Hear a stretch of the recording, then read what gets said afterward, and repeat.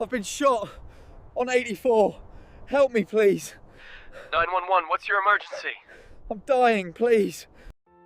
He called 911, I believe it was around 11:53 p.m., stating he had been shot 3 times. He had been shot in the head and the stomach. And it was a very disturbing call to listen to. It was a little after midnight in a quiet part of South Georgia. Stephon Edgerton had just finished his radio show, and all he wanted was to get home to his wife Hilda and their 3 kids. Everyone knew Stephon. He was a famous DJ and musician, and they all called him Juan Gatti.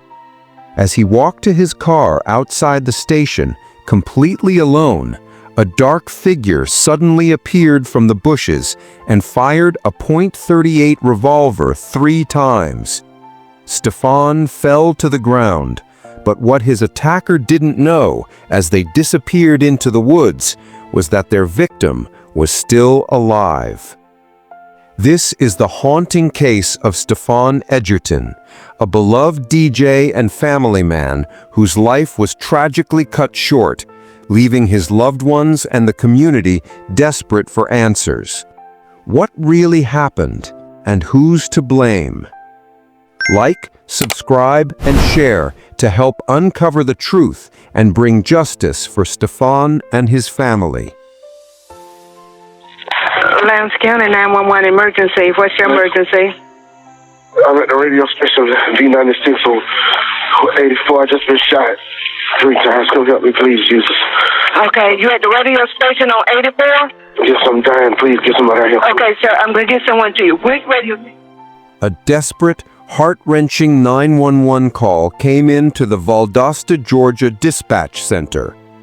The voice on the other end was surprisingly calm for someone who had just been shot 3 times. I'm going to get someone to you, sir. Do you know who shot you? No, someone. A white man, help me, please. I'm dying. I'm losing consciousness. Okay, I'm going to get someone. Are you inside of the business? He called 911, I believe it was around 11:53 p.m., stating he had been shot 3 times. He had been shot in the head and the stomach. And it was a very disturbing call to listen to. This case landed on the desk of Matt Howard, an investigator with the Lowndes County Sheriff's Department in South Georgia. He went on to tell the dispatcher his attacker just walked up to him and shot him. He was asked if they took anything, and he denied that having the attacker take anything from him. Where were you shot at? Can you put the pressure on it? Yeah, I was shot in the head and the stomach. Shot in the head? Oh, God, help me, man. I'm dying. Listening to the 911 call, it's really a testament to the strength of Mr. Edgerton after being shot like he was. Is there someone else there with you now? I need somebody to quit, man. They're coming to you, sir.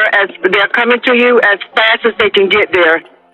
He was able to provide excellent details to the dispatcher, which was crucial at that time frame. He explained the individual had come from the woods and fled to the bushes. He was also able to say he did not know the assailant and described him as a white male, roughly 5'9", slender build, dressed in all black and wearing a mask. Do you think he's coming back? No, Doctor, I'll bet for it. Oh, God. Oh, God. Oh. After 10 agonizing minutes on the phone, help finally arrived. They found 41-year-old Stephon Edgerton on the ground next to his car. I believe he thought that he was not going to make it. He was in excruciating pain. My heart sinks for him when I hear it. I believe he did a good job of getting as much information to us as he possibly could. Mr. Edgerton was a local DJ who worked the evening shift at the local radio station. I'd heard of him on the radio. I knew he was married. He had 3 children. He was an active musician in his church as well. Stephon was rushed to the hospital, but it was too late. He died from his gunshot wounds at 12:53 a.m. without being able to give police any more information about the killer. Just an hour later, officers were knocking on the door of his home, waking up his wife Hilda to deliver the devastating news. So I went to the door and I was like, who is it? And it was such a loud knock. Think about how police officers knock. And I thought I looked at them, they looked so gloomy. And when they broke that news, I just had to just fall back in the chair. And they didn't give me enough time. They just started firing off with all these different questions. Because I know time was of the essence, but I was like, do y'all not realize what you just said to me? I was like, this can't be the right information they're giving me. They have to be talking about the wrong person.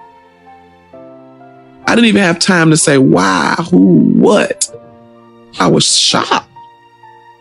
The house just started flooding with church people and family members. It was overwhelming. Stephon and Hilda had 3 kids, 13-year-old Mia, 7-year-old Christian, and 5-year-old Winston. As Hilda tried to comprehend the horrific news, she knew she still had the most difficult part ahead of her, telling her children that their father was gone forever. I actually waited for my pastor to come, and he drove over. And probably about 9 that morning, we took him in Mia's room, and we all had prayer. Then that's when I was able to break the news to them, and the wail and the cry of the children was just unforgettable. That was one hard day. Stephon, he was just always there and hands-on. He was the kind of dad that would get on the grill and have everybody play on the trampoline, get in the pool with them. The kind of dad that would sing with them and teach them how to hold a part and do 3-part harmony. He was that dad that made other kids, because our house was always full of love and laughter, and they wanted to be around Stephon. Stephon and Hilda had been married for 14 years. They first met at the New Hope Missionary Baptist Church, where Hilda's father was the pastor. I was still just a little teenager in the choir, and he was our church musician, and he was going to Valdosta State College at the time. As years progressed, some kind of way with his charm, he asked me on a date. It went from there. We actually didn't date long, and then we were married because he was 7 years older than me, and I was 19 and he was 26 when we got married. Oh, I thought he was just the coolest guy. He was so funny. He made choir rehearsals feel like it wasn't hard work. If we train wreck it, he would make a big joke in the mic. He was that minister of music where he made the youth feel comfortable. Stephon was short in stature, about 5'6", medium build. He always walked with like this cool, smooth dap. And anybody he walked up to, he would do the manly dap him up, cool homeboy greet. Then he's gonna hug you and give you this big Kool-Aid smile. So that was Stephon. He was small in build, but mighty like a giant in personality. In 2005, Stephon started working at a local radio station, WGOV-FM, where he became known by his on-air name, Juan Gatti. His responsibility at the radio station at his shift was mainly the music. To make the music pop, he took it back to the old school, the most popular songs that are out in artists. And he even did a unsigned artist day where he promoted other guys and ladies that were trying to be heard and discovered. So he had a lot of different varieties of what he promoted during his show. My name is Nick Harden. A lot of folks referred to me as Big Nick. Gotti was we were at this same radio station. I was the program director, so I guess I was his boss. He was crazy. I mean, you knew as far as, personality, big personality. He was hilarious, and it's just good to be in his acquaintance. He was good people, real good people. Big Nick, who was also a DJ, was just finishing his shift when Stephon came in. He remembers that moment being the last time he ever saw his friend. I passed him coming in, and I blew my horn. He threw up the peace sign. I threw up the peace sign. I don't think I stopped, but I think we just kept going. So, like passing baton, and he went on in and I kept going. Nick knew the area where Stephon was murdered well. He described the radio station's location as remote, spooky, and not somewhere you wanted to be at night. So it's dark back there, man. It's on Highway 84, which is like leaving Valdosta, and it's like a dirt road you had to go down. The building definitely wasn't well lit, but it's nothing where you're secure, with no cameras. It was kind of spooky. I didn't like to be there at night at all. I'm thinking to myself, why and who would kill Juan Gatti? Like, how? I'm thinking it was an accident or something. Something happened, or we couldn't believe it, man. The whole community was shocked. But of course, us being right there next to it was crazy. At the crime scene, there were almost no clues to help figure out who killed Stephon Edgerton. He had signed off the air around 11:45 p.m., switched the station to an automatic program, and walked out the door. That's when he was shot. He had a 38 revolver? Yeah, we had it. I ain't have shit. Okay, he had a 38 revolver. I'm sorry, can I get your name one more time? What for, goddamn? I was shot. You shot? Yeah. 3 times? Yeah, so I feel like I'm man. Why don't you roll over on your back for me? Once the first units got on scene, Mr. Edgerton was located on the ground between his car and the front door of the station. They observed a set of keys, a cell phone, a bag of potato chips, a phone charger, a Newport cigarettes, and a small bag of what they believed to be marijuana. They also noted that his car was in the parking lot and didn't appear to be disturbed or anything. I can say we could rule robbery out because he was in possession of just under $100 on his person. He had over $100 in his vehicle. He himself said that the person didn't take anything from him. They just walked up and shot him, and he didn't know why. So the K-9 units did come into the area. They did pick up a scent and tracked it from the incident location eastward towards the wood line, which led them to a clear cut. The K-9 at the clear cut then began to track northward up to Highway 84 where the track ended. There was some castings of some tire prints that were found in that area, so it's reasonable to believe that the individual either had a car sitting there or there was a car there waiting for him or them to pick up and take him from the area. Investigators started searching the area, even stopping cars and talking to drivers, hoping to find someone who might have seen something. Eventually, their efforts turned up a promising lead. A truck driver who was traveling eastbound on 84 near the time of the incident did report a small car with a large rims pass him at a high rate of speed, roughly a mile from the incident location. The car continued down into town right there at the I-75 where they headed northbound. Unfortunately, during that time frame, we had traffic cameras, but they weren't set up to record, so the identification of the vehicle was never able to be determined, so no one was able to be questioned on that. Stephon Edgerton's death had all the markings of a hit, but for a church musician and devoted family man, the idea that someone would want him dead seemed impossible to everyone who knew him. Was it possible that Stephon wasn't the intended target? Could this have been a tragic case of mistaken identity? When I looked into Mr. Edgerton, I haven't found anyone that spoke ill of him. He was well liked by everyone he came in contact with. He was loved by his family.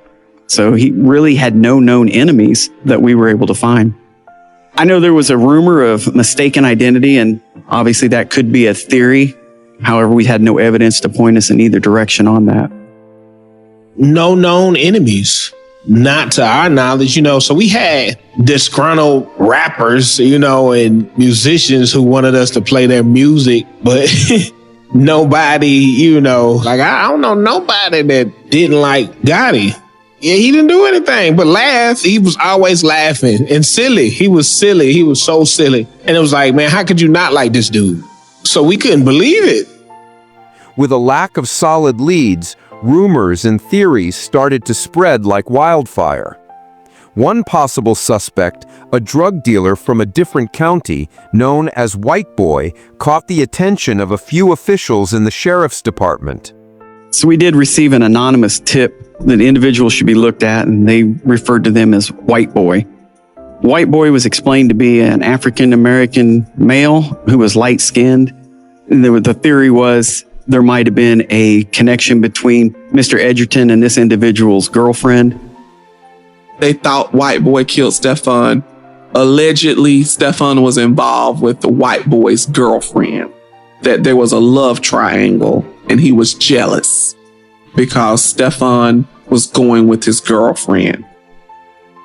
During the course of the investigation, this individual's girlfriend, she was interviewed. She stated she did not know Mr. Edgerton other than his radio show, and there was no other leads or probable cause that led us towards White Boy. Stephon's wife, Hilda, decided to do her own digging into White Boy, but she couldn't find any information that linked him to the murder. I found a few people that knew of White Boy, and I wanted to get information about his character and who he was. 2 or 3 people that responded to me said that he could be upset with somebody all day long if that was the case, but he was not the one to just want to murder somebody. One of the cousins that answered me even stated, just be careful dealing with the sheriff's department because it looks as if they just want to pin it on somebody. If White Boy was involved in a love triangle with Stephon, as some speculated, he could no longer shed light on it. White Boy was shot and killed himself in a drug-related homicide not long after Stephon's murder, leaving investigators with a literal dead end.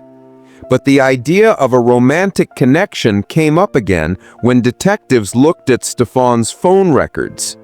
There was a phone call on his phone log that the detectives did focus on. He talked to someone, which was a female, in Douglas, Georgia for over an hour and a half before he left out of that building. They questioned that young lady. To this day, I don't know who she is. What's her name? I don't know if she was married. Did she have a boyfriend? I don't know what came out of that, but all I know, I was told later on down the line, there was nothing leading them to believe she was affiliated with anyone that had something to do with it. Desperate for answers, Hilda replayed every conversation she had with her husband in the weeks before his death. For the most part, everything seemed normal, but she remembered one strange incident from about 2 weeks earlier that might hold a clue. Stephon came home one day and he had a business card and he kind of flipped it out of his hand on the bed. And I was sitting on the bed and I said, what is this? What's wrong with you? Because he had such a disgruntled look on his face. And I picked up the card and I read the name, and it was the name of a sheriff of a surrounding county close by. And took me off guard. So I was like, well, why do you have this card? What's wrong? And his words were like, he came back to see me at the station. And I was like, why would he come see you? You're in some kind of trouble or something? Are you involved in something? What? Do you know something? Because it's not that serious to me. He said, I didn't have anything to say to him. I told him I don't have anything to talk to him about. And he said some choice words. And he never came back and expounded on that. And to this day, it bothers me because I'm like, it had to be more to that. And he just kept it to himself. It was no kind of fear. It was more so really pissed off, excuse my wording, but he was mad. Whatever that card was about and that visit from that sheriff was about, it really irritated him. Stephon must have known what the visit was about, but Stephon never made me aware of the details. Stephon's friend and co-worker, Big Nick Harden, also remembered some odd things happening at the radio station. He couldn't help but wonder if they were somehow connected to the murder. It was just not a good working environment. Even before this happened, it just got worse, when all this happened. The station owner, she knew that he had been murdered. She was like, no, I don't want to go to the station. No, I don't want to go. And we're like, hey, this is the weirdest thing ever. Like, why wouldn't you not want to go to the radio station, during this time? You're the owner. So at that time, we were looking at each other like, this is weird. If this happened at my station, I would be so trying to make sure all my staff was good, make sure everybody was okay. And I would be getting security cameras put up. I would be really trying to change some things, but it just was definitely frustrating because after I left the station, the owner, you would hear just different things, and she would blame others, or she would say that this person was involved, or it was really frustrating. I mean, because at one point she told the officers that I might have something to do with it. So it was like, she was just throwing our names into the mix. It's like, lady, this is crazy. Like, no. And so we all assume like, well, she's doing all this. Maybe she's just trying to deflect, or she's just trying to make sure that nobody looks her way. I've always thought that maybe the station owner knows or knew more than what was going on. Everything about that station was weird, and you never knew what was going to happen, what was going on. It was just really weird. A decade has passed, but the questions surrounding Stephon Edgerton's murder still haunt everyone who knew him. It's been 10 years and it's been an emotional roller coaster. And I often tell myself, I know I got to remember the word of God says to have the faith the size of a mustard seed. And I don't want my faith to dwindle. I want to keep that faith that in due time, at the right time, it won't be overlooked and the case will be solved. Just my opinion, the way he was shot, to me, it seemed very much more like an assassination. But the next question is, when we find who did it and we find out why, what are we going to do with that next? So we want the closure, we want to know, but then we got to work through that next set of emotions of learning the why. Yeah, I'm sure his friends and his family think about this daily. And just like here at the sheriff's office, we haven't forgot about this case. The person that did this isn't the only person that knows this happened. I have a hard time believing that there's not someone else out there that knows this happened. So I'm really hoping that someone will come forward today and provide us just any information they might know that can help point us in the right direction to help bring some peace to this man's family. The kids have struggled. I put them through counseling. I didn't do my counseling until later on because I was so focused on them. But the one that needed the most emotional support that really had a hard time keeping it together was the baby boy. Even more so now, it's come back on him. And I guess because, as you grow older, you start realizing more things that your father's missing out on. And you see your friends with their parents, both parents. It's sad. I hate it for the family and the kids, especially. It's just so sad that he was taken away from them when we have no clue as to how, when, why. Just crazy. Despite the tragedy, Stephon's children have grown up and succeeded in life. Winston, the youngest, inherited his father's musical talent and became the first chair tuba in the Georgia All-State Band. Christian is a recent high school graduate and a star football player whose team won the state championships. And Mia, the oldest, is now pursuing a PhD in neuroscience and has a baby of her own.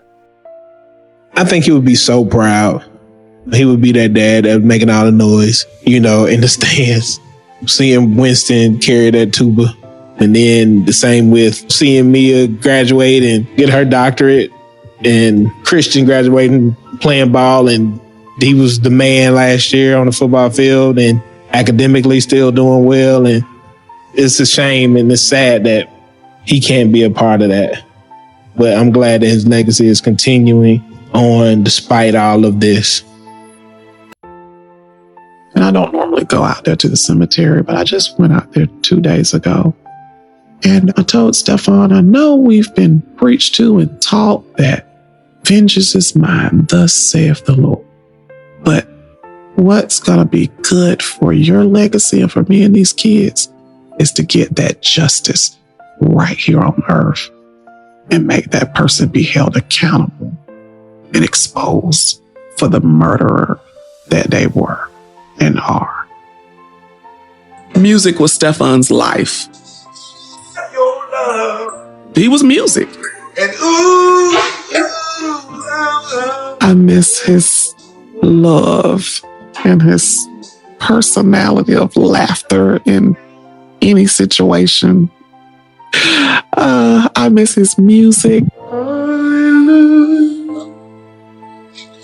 Salvation and glory,